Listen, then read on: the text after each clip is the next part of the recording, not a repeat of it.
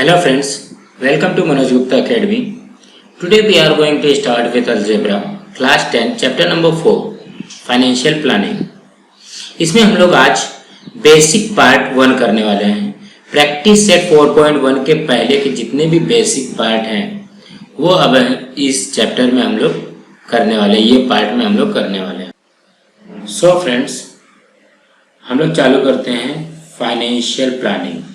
ये financial planning क्या है, इसको हिंदी में बोला जाता है आर्थिक नियोजन।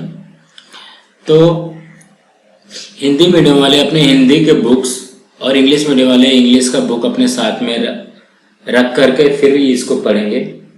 सबसे पहले हम लोग ये फाइनेंशियल प्लानिंग के बारे में पहले डिस्कस करते हैं, इसका बेसिक कंसेप्ट क्या है, इसके अंदर क्या क्या चीज़ें आती हैं। उसके बाद में हम लोग 4.1 क्लियर करेंगे या 4.1 तब करेंगे। सो हम लोग ज़्यादा बात ना करते हुए हम लोग सीधा पहले टॉपिक पे आते हैं, फाइनेंशियल प्लानिंग। अब ये फाइनेंशियल प्लानिंग है क्या? फाइनेंशियल प्लानिंग को बोला जाता है आर्थिक नियोजन। देखो, फाइनेंस का मतलब क्या होता है, हमारे पास जो भी हमारे पास पैसे हैं उसको हम लोग किस तरीके से कहाँ प्लानिंग कर सकते हैं, ऐसा हमको पढ़ना है इसके अंदर। तो टीचर बोलते हैं, टीचर क्या बोलते हैं, dear students in our country which tax system is in a practice for business के लिए हमारे कंट्री में, हमारे देश में कौन सा टैक्स सिस्टम है, टैक्स सिस्टम कौन सा हमारे कंट्री में इस समय चल रहा है। तो आयुष खड़ा होता है, आयुष क्या बोलता है, जीएसटी। हमारे देश में क्या चल रहा है इस समय, जीएसटी चल रहा है। GST system is in a practice. Current year में इस समय क्या चल रहा है, जीएसटी चल रहा है। तो टीचर बोलते हैं very good, what you do know about GST, तुम जीएसटी के बारे में क्या जानते हो। टीचर क्या पूछ रहा है, तुम जीएसटी के बारे में क्या जानते हो। फिर आयान बोलता है GST stands for goods and service taxes. GST क्या होता है, GST goods and service taxes होता है। जीएसटी, जी से गुड्स, एस से सर्विस और टी से टैक्स। जीएसटी का फुल फॉर्म क्या होता है, गुड्स एंड सर्विस टैक्सेस। अब ये गुड्स का मतलब क्या हो गया, गुड्स का मतलब हो गया सामान, कोई भी वस्तु। देखो ये जो हमारा ये गुड होता है GOOD, ये गुड का मतलब होता है अच्छा, बट अगर इसमें यस लग जाता है तो इसका मतलब होता है कोई भी सामान या कोई भी वस्तु, कोई भी इंग्रेडिएंट। और सर्विस, अभी ये सर्विस क्या है, ये मतलब जो भी हम सामान खरीदते हैं, हम लोग कोई भी चीज गुड्स बाय करते हैं, खरीदते हैं, वो खरीदने पे भी हमको टैक्स पे करना पड़ता है।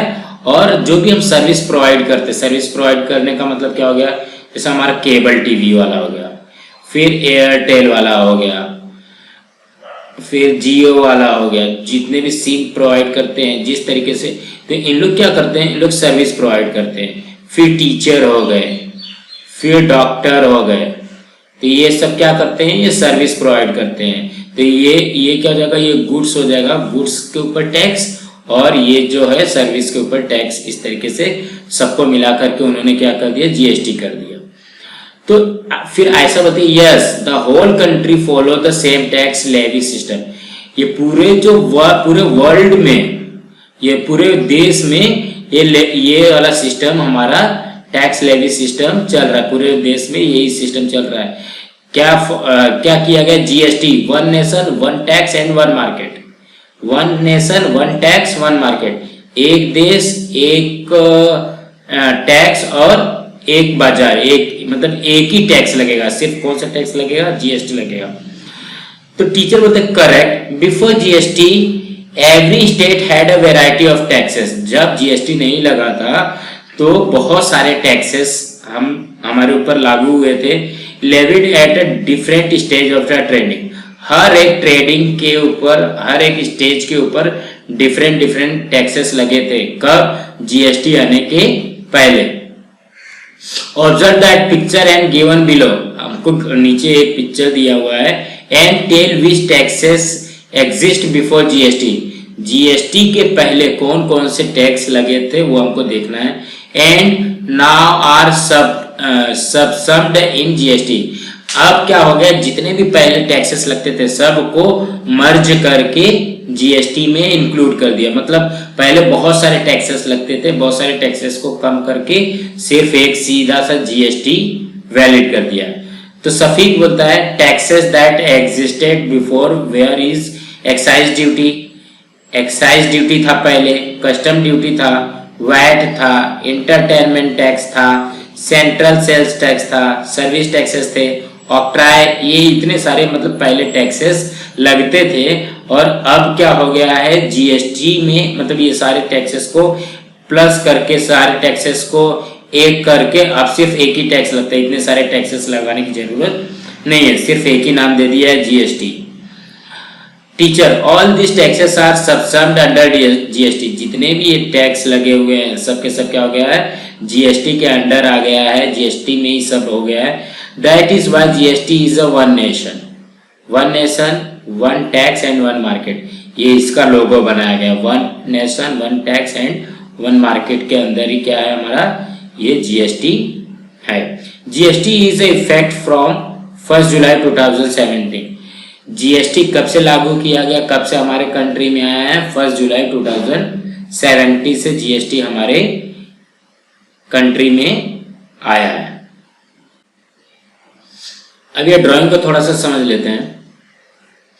यहाँ पे देखो पहले क्या लगती थी, एक्साइज ड्यूटी लगती थी, सर्विस टैक्स लगता था, कस्टम ड्यूटी लगता था, सेंट्रल सरचार्जेस एंड सेस लगते थे, वैट लगता था, लग्जरी टैक्सेस लगते थे, इंटरटेनमेंट टैक्स लगता था, ऑक्ट्राय टैक्स लगता था, सीएसटी लगता था, काउंटर वैलिड ड्यूटी लगती थी, स्पेशल एडिशनल ड्यूटी लगती थी। ये सब के सबको एक करके सबके सब टैक्सेस को हटा करके क्या लागू कर दिया गया है, जीएसटी लागू कर दिया। मतलब पहले ना एक्साइज ड्यूटी लगती थी। एक्साइज ड्यूटी का मतलब क्या हो गया, यहाँ पे एक्साइज ड्यूटी का मतलब क्या हो गया, जो भी हम लोग जो किसान लोग उत्पादन करते थे, जो क्या बोलते प्रोडक्शन करते थे, उस पर एक्साइज ड्यूटी लगता था, सर्विस टैक्सेस लगता था, कस्टम ड्यूटी लगता था, जो बाहर देश से सामान हमारे पास आता था उसके ऊपर लगता था टैक्स। तो इस तरीके से बहुत सारे टैक्स लगते थे, वैट लगते थे, लग्जरी टैक्स मतलब जब तुम लग्जरी टैक्स का मतलब ये हो गया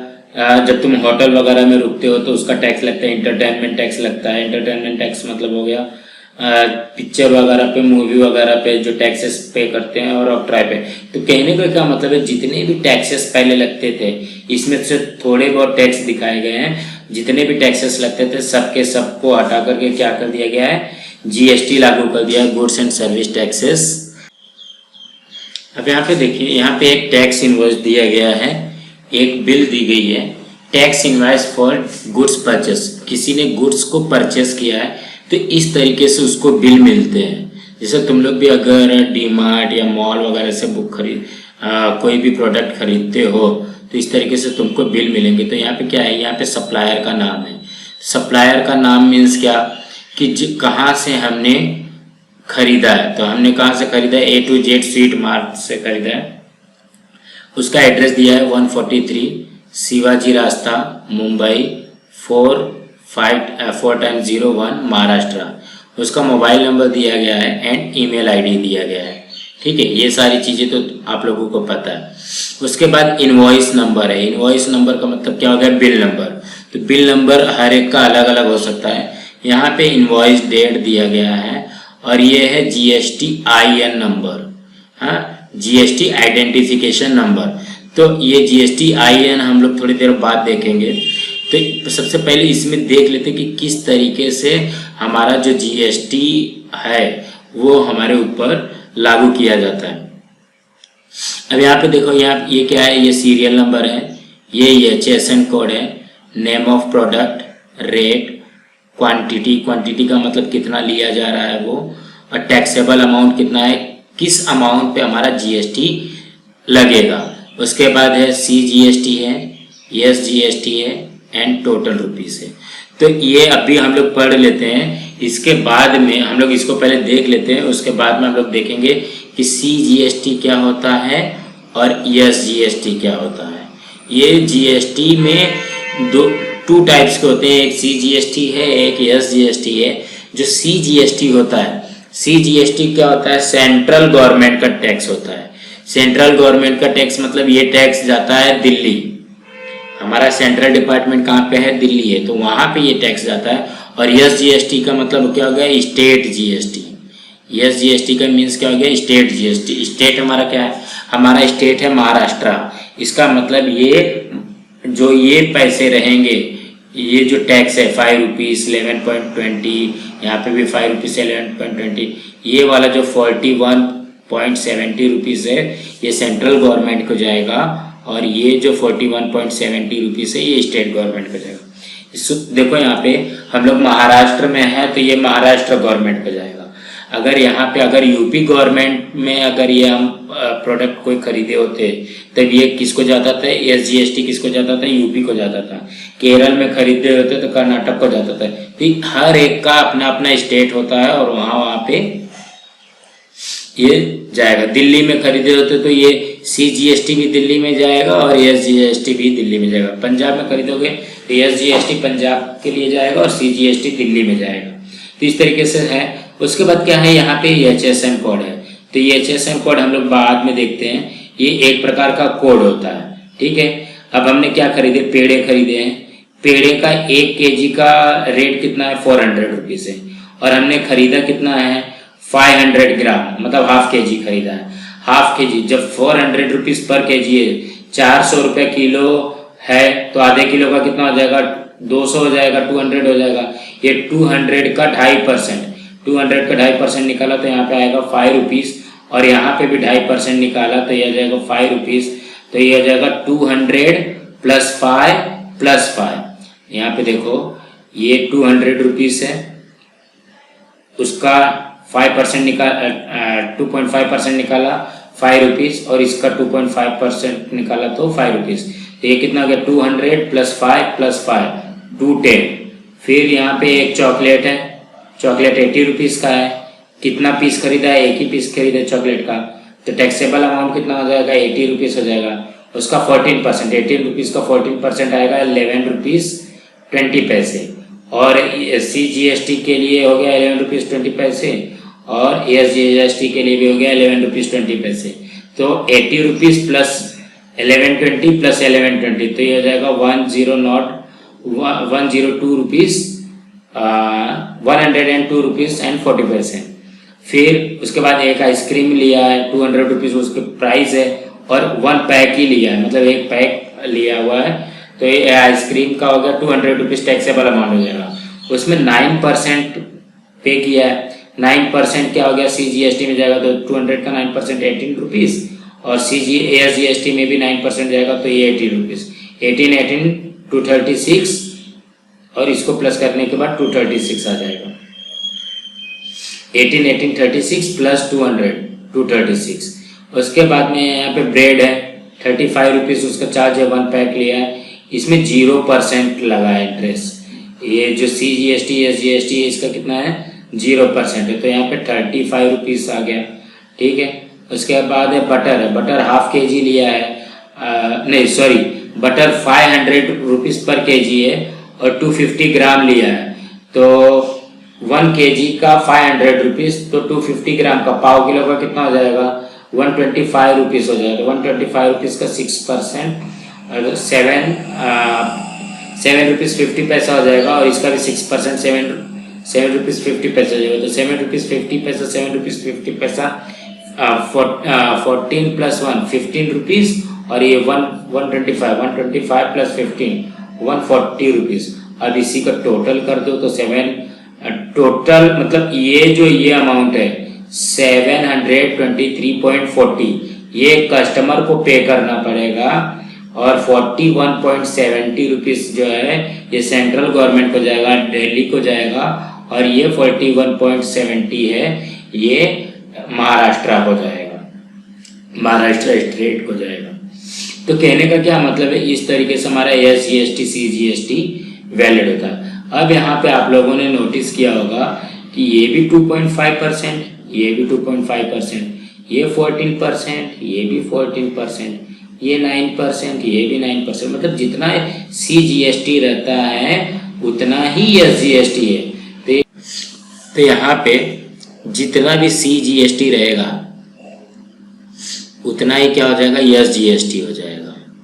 इक्वल इक्वल रहते हैं, और ये दोनों को प्लस करने के बाद हमारा क्या निकलेगा, जीएसटी निकलेगा। इसका मतलब जीएसटी के 2 टाइप्स है, सीजीएसटी एंड एसजीएसटी। इतना समझा? आगे हम लोग और देखेंगे। तो ये याद रखना, जीएसटी-आईएन हमको इम्पोर्टेंट है, एचएसएन कोड इम्पोर्टेंट है, सीजीएसटी एसजीएसटी इम्पोर्टेंट है। ये सारी चीज़ों को आप लोग को याद रखना है।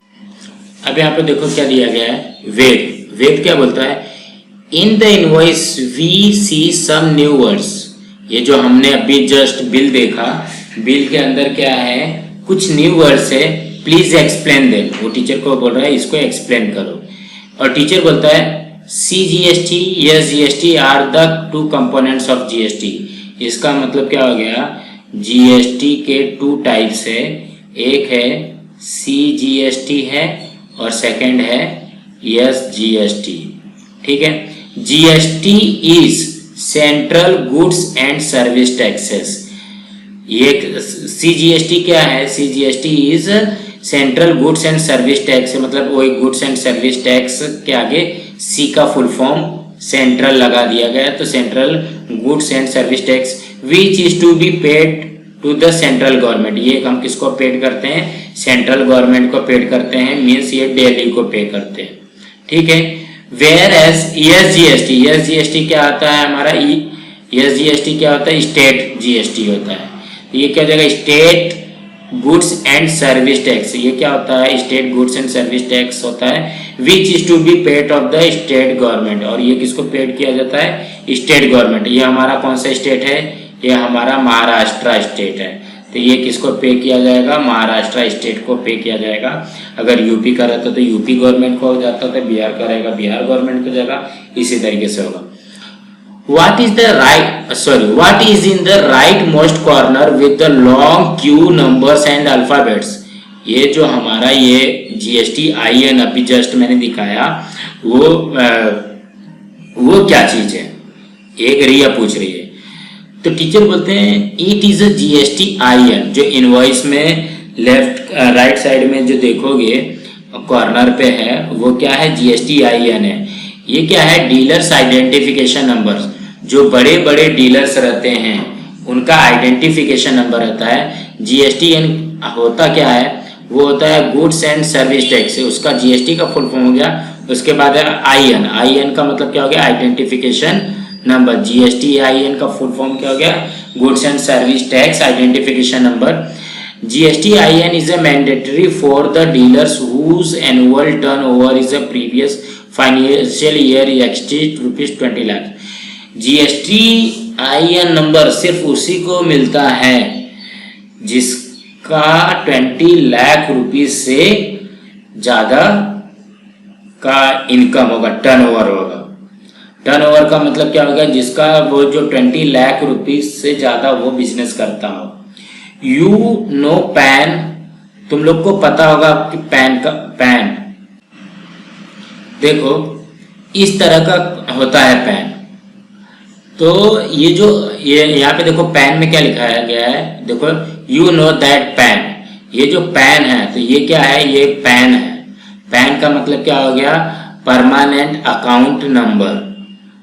तो ये इनकम टैक्स डिपार्टमेंट का रहता है। तो यहाँ पे देखो, यहाँ पे लिखा हुआ है इनकम टैक्स डिपार्टमेंट। एक इसका है गवर्नमेंट ऑफ इंडिया, ये इनका नाम दिया गया है, ये इनका डेट ऑफ बर्थ है। यहाँ पे देखो पैन का फुल फॉर्म लिखा है परमानेंट अकाउंट नंबर। इस चीज को ध्यान में देखोगे तो ये क्या हो जाएगा, परमानेंट अकाउंट नंबर है। अब क्या बोल रहा है, pan has 10 alpha numerals. Pan के अंदर क्या होता है, 10 अल्फा न्यूमरल्स होता है। अल्फा न्यूमरल्स का मतलब क्या हो गया, कुछ डिजिट जो स्टार्टिंग के 5 डिजिट रहते हैं। ये पैन का स्टार्टिंग का 5 डिजिट क्या है, देखो ABCD लिखा हुआ है, अल्फाबेट्स है। और उसके बाद में जो 4 डिजिट रहता है ये क्या रहता है, नंबर्स रहते हैं, और ये फिर से अल्फाबेट आ जाता है, इसीलिए इसको अल्फा न्यूमरल्स बोलते हैं। किसी का भी पैन कार्ड देखोगे, अपने पेरेंट्स का देखोगे, मेरे हिसाब से आप लोग अपने पेरेंट्स का भी देख सकते हो, इसके लिए इसी तरीके से रहता है, उनका पैन कार्ड बोला जाता है उसको।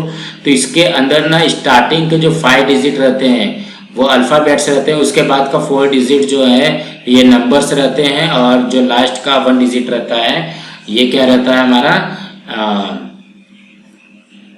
अल्फ़ाबेट्स रहता है। तो टोटल इसमें कितने नंबर्स होते हैं? 10 डिजिट होते हैं, 10 alpha numeral. Similarly GSTIN has a 15 alpha numerals in the include pan 10 digit of the dealer.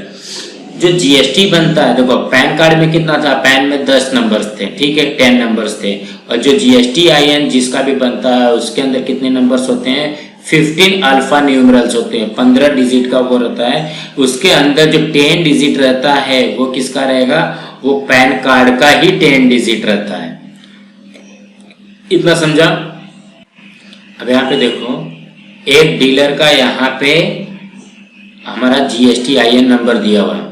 तो यहाँ पे देखो हमारा पैन कार्ड कहाँ से चालू होता है? अल्फा न्यूमरल से चालू होता है।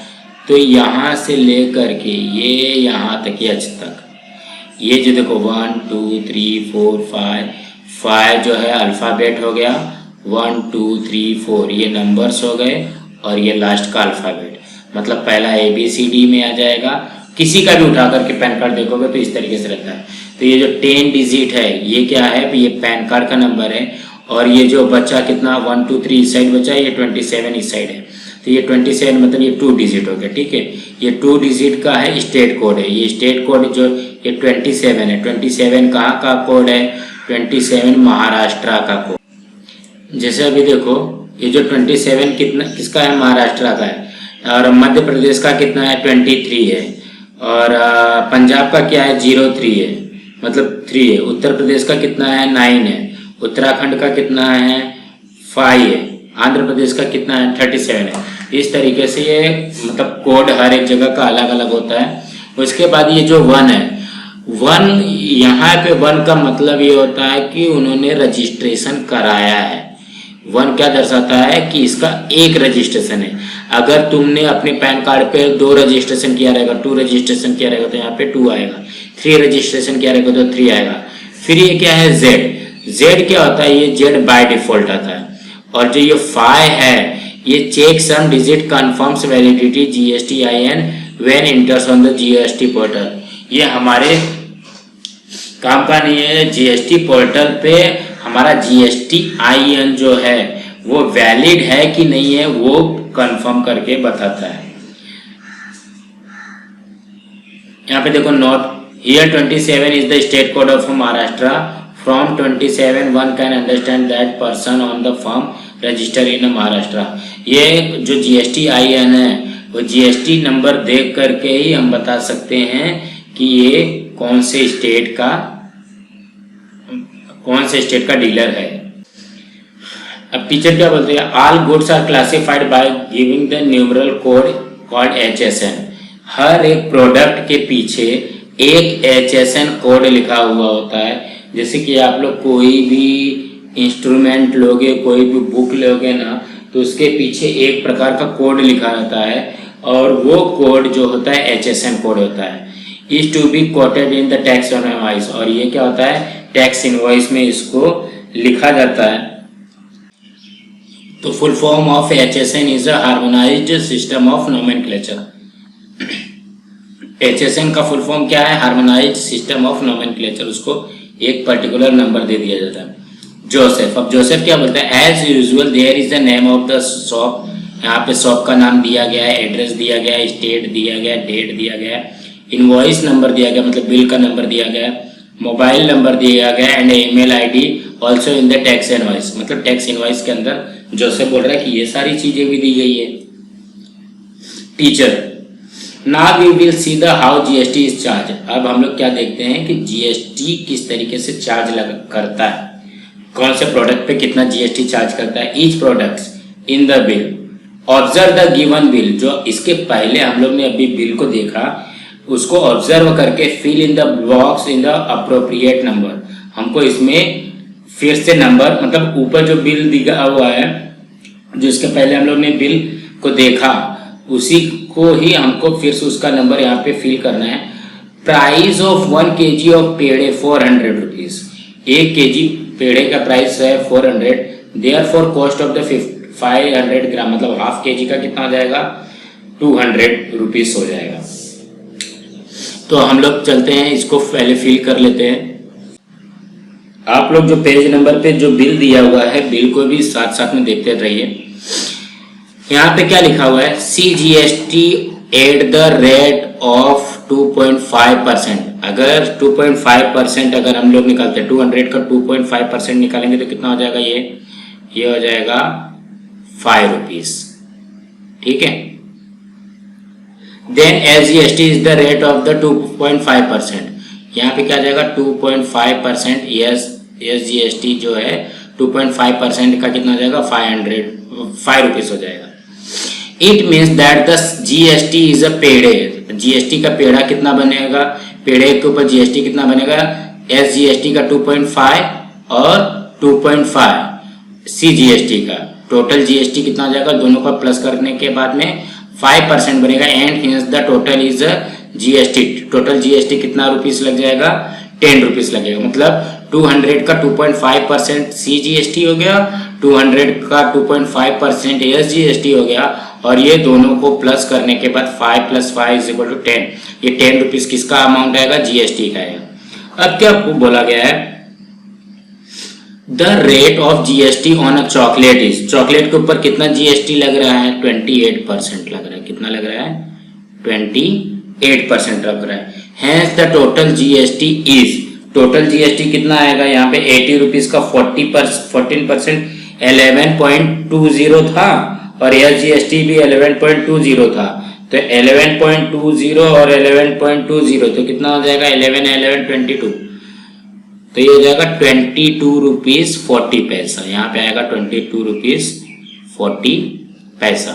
The rate of GST on ice cream is, GST का आइसक्रीम का GST कितना है, आइसक्रीम का GST है तुम्हारा 9% एंड 9%, टोटल हो गया तुम्हारा 18% ना। देखो 9% और 9% कितना हो गया, 18%। And the total cost of the, यहाँ पे क्या करना है हमको, टोटल कॉस्ट निकालना है आइसक्रीम का। तो टोटल कॉस्ट कितना दिया है, इसमें कितना टोटल कॉस्ट लगा है, 236 रुपीस, 236.00। मैं बाहर लिख देता हूँ। On butter CGST rate, butter के ऊपर CGST रेट कितना है, 0% है ना। जब CGST 0% हो जाएगा, नहीं, बटर के ऊपर 6% है। On butter GST rate is 6%, CGST 6% है ना, और SGST कितना है, XGST भी 6% है। सो GST rate on butter, GST rate कितना हो जाएगा, 12% हो जाएगा। इसका मतलब क्या हो गया, जितना भी GST रहेगा वो जितना CGST और SGST को प्लस करने पे हमारा GST की वैल्यू आएगी। सो दोस्तों, आज हम लोग यहाँ पे बेसिक पार्ट 1 यहाँ पे खत्म करते हैं। उसके बाद में बेसिक पार्ट 2 का मैं जस्ट ही वीडियो अपलोड कर दूंगा।